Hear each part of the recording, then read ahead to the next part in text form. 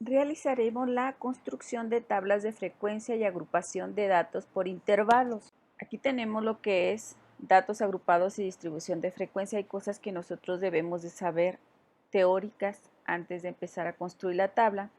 El objetivo de hacer agrupaciones de grandes cantidades de datos es el facilitar los cálculos de varias mediciones descriptivas como porcentajes y promedios. Para agrupar un conjunto de observaciones se debe seleccionar un conjunto de intervalos. Si se hacen pocos intervalos se perdería información. Una regla empírica que habitualmente se establece es que debe ser entre 6 y 15 intervalos. Si son menos de 6 se han resumido demasiado y la información podría perderse. Si hay más de 15, no se resumieron suficiente los datos. Aquí hay que tener un equilibrio. Saber ustedes decidir qué número de intervalos van a elegir. Ya aquí ya vieron que hay una sugerencia, hay que tomarla en cuenta, pero ustedes al final son quienes van a decidir el número de intervalos, siempre y cuando los resultados no se alteren. Lo siguiente, la determinación del ancho del intervalo de clase. Para determinar el intervalo de clase tienen que hacer lo siguiente, considerar el mismo para todas las clases. Todas las clases juntas deben de cubrir por lo menos la distancia del valor más bajo al valor más alto. Esto significa que no debe de quedar afuera ningún valor. Si tengo un intervalo, a lo mejor mis datos, el valor menor es de 1 y el valor mayor es de 90, yo tengo que considerar que quede dentro el 1 y el 90. Entonces puedo empezar con 0 o también igual exactamente con 1 y terminar con 90 o que pase, si el último intervalo me pasa del 90, lo considero menos del 90, no lo puedo considerar. La fórmula se expresa para el ancho de intervalo así: W es igual a R entre K. R es el rango, K es una constante, que lo vamos a obtener de la fórmula de Starger para elegir el número de intervalos. Entonces tenemos que esta constante es igual a 1 más 3.322 por el logaritmo de n, que es el número de datos. En el caso de que yo tuviera 100 datos, pues sacaré el logaritmo de 100, que es 2, lo multiplico por 3.322 más 1 y me quedará 7.64. Ustedes aquí, si quieren, pueden redondear para sacar valores enteros. Estos son los datos recabados para un ejemplo que vamos a hacer. Estos datos están en bruto, no están ordenados, entonces tenemos que buscar la forma de ordenarlos. Tenemos lo siguiente: ya que tenemos nuestros datos en bruto, nosotros vamos a ver cuál es el valor más bajo y el valor más alto. En este caso yo tengo 60 y 74 para sacar el rango y poder obtener el ancho del intervalo. Entonces primero obtengo el rango, hago mi resta, mi valor mayor es 74 menos 60 es igual a 14. El ancho del intervalo va a ir el rango entre el valor de K. El valor de la constante ya lo obtuvimos en la diapositiva anterior, que fue 7 punto y algo. Tomé los enteros, 14 entre 7 es igual a 2, porque en realidad el ancho de intervalo me está dando muy chico. No quiero que me dé aún más chico si le pongo 7.66, me daría demasiado reducido. Entonces, una decisión es tomar los valores enteros en este caso. Esta es una sugerencia para que tengan una guía de cómo obtener el ancho del intervalo, pero recuerden que el investigador sabe qué tantos intervalos decide obtener en su conjunto de datos. A partir de que ya obtuvimos el ancho del intervalo, empezamos con el valor menor. Igual si hubiera empezado en 59 hubiera estado correcto. Tomamos el valor menor más el ancho del intervalo, que son 2. Entonces este intervalo me va a quedar entre 60 y 62 por considerar este ancho. El siguiente, tenemos que partir del inmediato superior del último límite del primer intervalo. Este será 63. Y aquí le sumamos los dos, que es el ancho de intervalo, y ya me está marcando mi límite inferior y mi límite superior. En el siguiente voy a partir en el inmediato superior de 65, es 66, y le sumo los dos, me va a quedar en 68 el límite superior. El siguiente, si este fue el límite del anterior, el límite superior voy a arrancar con este límite más 1, que es 69, y más los dos me va a dar 72 el siguiente límite, y aquí el siguiente que yo parto es en 72, más 2 me da 74, y ya obtenemos todos los intervalos. Aquí obtuvimos 5 intervalos. Perfecto, porque en realidad es el ancho de intervalo que considere no es tan alto, sí nos va a dar datos precisos. ¿Cuántos datos obtengo en cada uno de los intervalos? De 60 a 62 yo obtuve 3. Aquí los saqué directo de la tabla. Fui viendo cuántos había y los fui colocando así. Y fui encontrando mis valores. Como ustedes pueden ver, yo ya marqué del mismo color el intervalo que los datos que están dentro de ese intervalo. Y así ya nomás los fui contando y los puse aquí porque esta es la frecuencia de mis datos. También hay otra manera de agrupar los datos para sacar las frecuencias. Pero antes hay que conocer que para la tabla de frecuencias podemos tener datos agrupados cualitativos o cuantitativos. Los datos agrupados cualitativos corresponden a una variable cualitativa. La característica de las variables cualitativas es que no son de naturaleza numérica. La clasificación que se hace en este tipo de variables es por categorías, se acomodan las distintas categorías. No hay un orden en particular en las categorías. Por ejemplo, si yo quisiera saber el crecimiento económico de los estados de México, ¿qué es lo único que haría? Bueno, las categorías serían mi variable cualitativa es el nombre de los estados, por lo tanto ya no es numérica. Pondría en mi gráfica, en el eje horizontal, todos los nombres de los estados. Aquí los vamos a poner sin ningún orden como lo estipulan las variables cualitativas que no tienen orden. Podría poner en el eje vertical, agrego el crecimiento que tiene cada uno y eso me va a permitir cuál barra despunta más en la gráfica para saber cuál es el que creció más. Aquí no voy a tener datos numéricos, pero sí cualitativos. En el caso de agrupaciones cuantitativas, voy a utilizar la variable cuantitativa y su principal característica es que es de índole numérico y aquí sí hay un orden. Yo establezco mis datos de menor a mayor en el eje horizontal de mi gráfica y en el eje vertical va a ir la frecuencia de cada dato. ¿Cómo podremos obtener la distribución de frecuencias? Podemos hacer también arreglos de datos, que es una columna central llamada hoja de conteo. Se usa para tabular las frecuencias de clase a partir de los datos en bruto. Vamos a realizar la hoja de conteo. Aquí la tengo ya. Los datos que hay en mi primer intervalo son estos. Los datos del segundo y así sucesivamente son los del tercero, cuarto y quinto y aquí los agregué.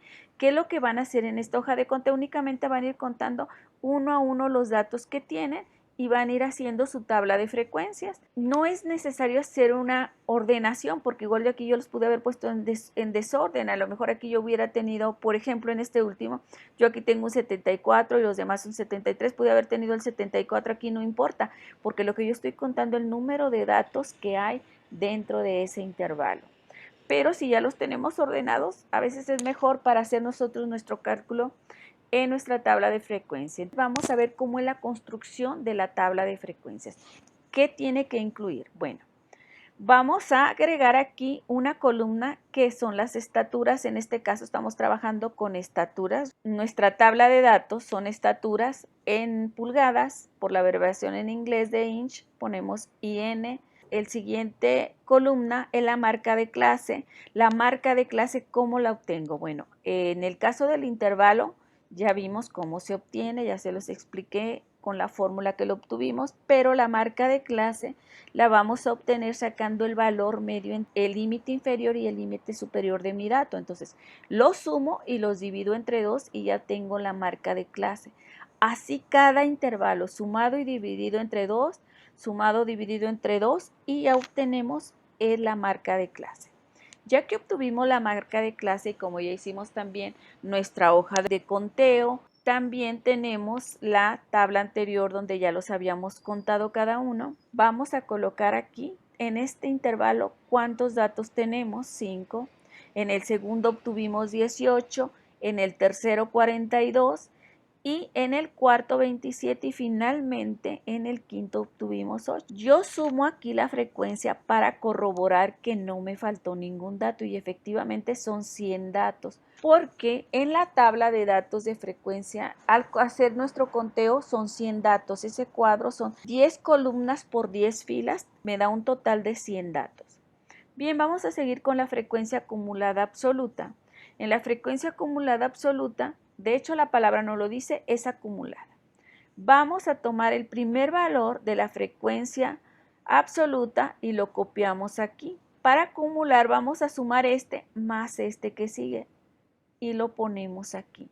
Luego a este valor le sumo el que sigue de la frecuencia absoluta, que no es la acumulada obviamente, y colocamos aquí este valor, le sumo 27 y me va a dar 92 y así sucesivamente. ¿Cómo hacemos el recuento de la frecuencia acumulada? De la siguiente forma, replicamos primero el primer valor de la columna de la frecuencia absoluta, ponemos 5, a esta frecuencia le voy a sumar la que sigue, que es la de 18, me va a dar 23, este 23 yo le voy a agregar la que sigue, tengo 65, a este más 27, 92, 92 más 8 me da 100. La condición es que aquí me dé el 100% de mis datos. En este caso son 100 datos, pero si fueran 90 datos, aquí me tendría que dar la suma total. Si aquí no me da la suma total, significa que hice un cálculo mal aquí o esta suma no es la real. Entonces, este valor con este me tiene que coincidir. Vamos a hacer la relativa aquí. Cada frecuencia absoluta se divide entre el total de los datos para obtener la porcentual y sería esta, la frecuencia relativa. Y esta frecuencia relativa en el primer dato, 5 entre 100 me va a dar 0.05, 18 entre 100 me da 0.18, 42 entre 100 me da 0.42, 27 entre 100 me va a dar 0.27 y 8 entre 100 me va a dar 0.08. Ya obtuve aquí mi frecuencia relativa.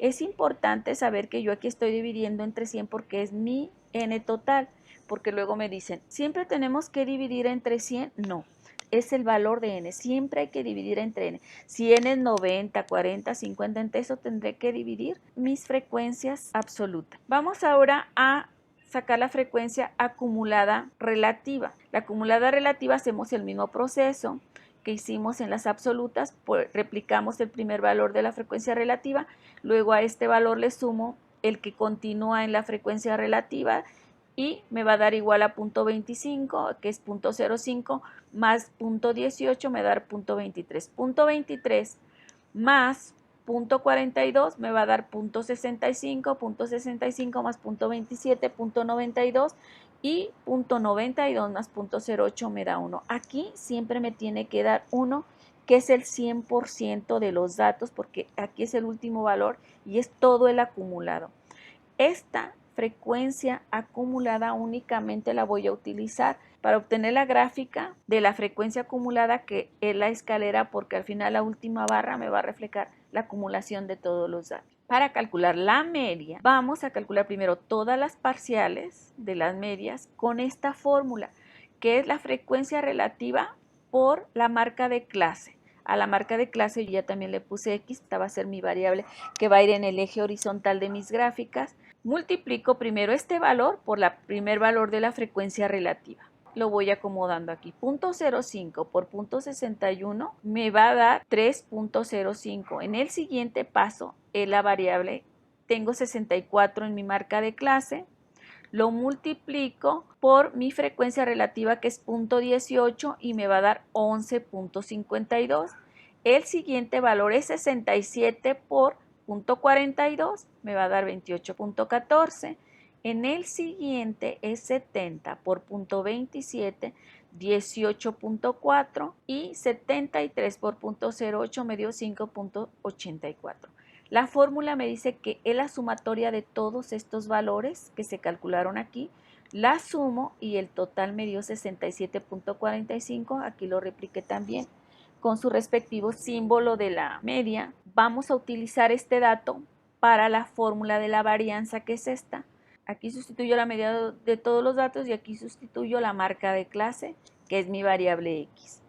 Y finalmente los elevo al cuadrado y multiplico por la frecuencia relativa. Y luego tomamos el primer valor de la marca de clase 61, le resto el total de la media. La diferencia la elevo al cuadrado y luego la voy a multiplicar, porque estamos en la primera, la frecuencia relativa que corresponde a la primera es 0.05. La multiplico y me va a dar un total de 2.08. El que sigue, 64, le resto 67.45, elevo al cuadrado y multiplico por 0.18. y me da 2.14. 67 menos 67.45 lo elevo al cuadrado, lo multiplico por 0.42 y yo obtuve un valor de 0.085. El 70, que es la siguiente marca de clase, le resto 67.45, elevo al cuadrado, multiplico por su respectiva frecuencia relativa, que es 0.27 y me va a dar 1.755675. La siguiente marca de clase 73, le resto la media, 67.45, lo elevo al cuadrado y lo multiplico por la frecuencia relativa que corresponde y es 0.08 y me dio 2.4642. Pero aquí me dice que la sumatoria de todos estos resultados, que son las parciales, la sumo y me va a dar un total de 8.5275. Obtuvimos la varianza.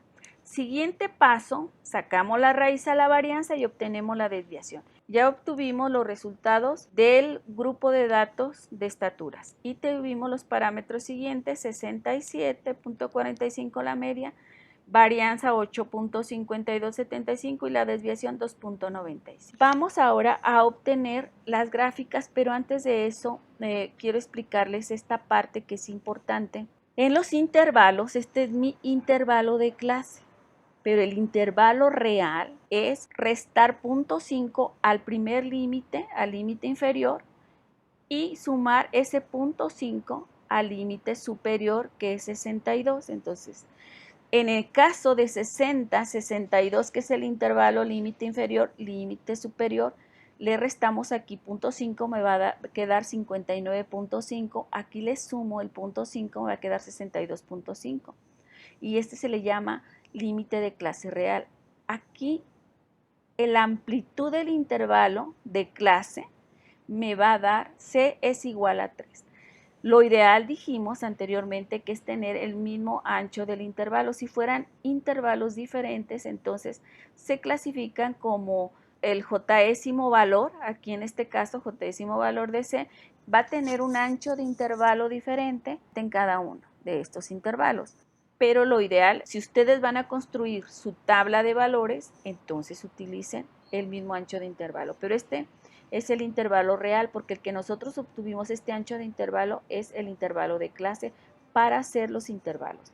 Porque aquí es importante saber que existen las ojivas, entonces hay que ver cómo se cuenta todo eso. Para encontrar la distribución de frecuencia acumulada u ojivas es lo siguiente. La frecuencia acumulada que obtuvimos fue esta, y recuerden que sumamos 5, 18 más 42, hasta aquí nos da 65 la suma. Estos son los datos de la frecuencia absoluta. Considerando el intervalo 66-68 entraría dentro de esto. Dijimos que el intervalo real menos 0.5 aquí más 0.5 aquí, entonces aquí sería 65.5, aquí sería 68.5 el límite superior. ¿Por qué vamos a poner los límites superiores? Porque van a observar lo siguiente aquí, de qué se tratan las ojivas. Por ejemplo, tenemos aquí que la distribución, en casos que donde se consideren las estaturas de 59.5 o más, de 62.5 o menos, así los pueden ir clasificando, que sería el punto principal del intervalo, es el que estamos marcando aquí. A estas distribuciones se les suele llamar distribuciones acumuladas o más que, en tanto que las distribuciones consideradas antes son distribuciones acumuladas o menos que. Una se puede obtener fácilmente de la otra. A las ojivas correspondientes se les llaman ojivas más que o ojivas menos que. Aquí es importante que consideren lo siguiente. Aquí siempre que se hable de distribuciones acumuladas de ojivas sin más, que no hagan ninguna otra especificación, se tratarán del tipo menos que. Entonces, si aquí me dice 68.5 menos, ¿qué cantidad de estudiantes hay? De este punto menos serían 65 estudiantes. Por eso es importante hacer los datos de la acumulada. Si a mí me dijera de 71.5 menos, serían 92 los que tengo. Vamos a suponer que se quiera armar en deportes un equipo para básquetbol. Entonces se dice, tengo una cantidad de alumnos de 100, pero yo quiero estaturas 68 a más. Si yo quiero de 68 a más, entonces yo tengo que considerar cuántos tengo de 68.5 menos.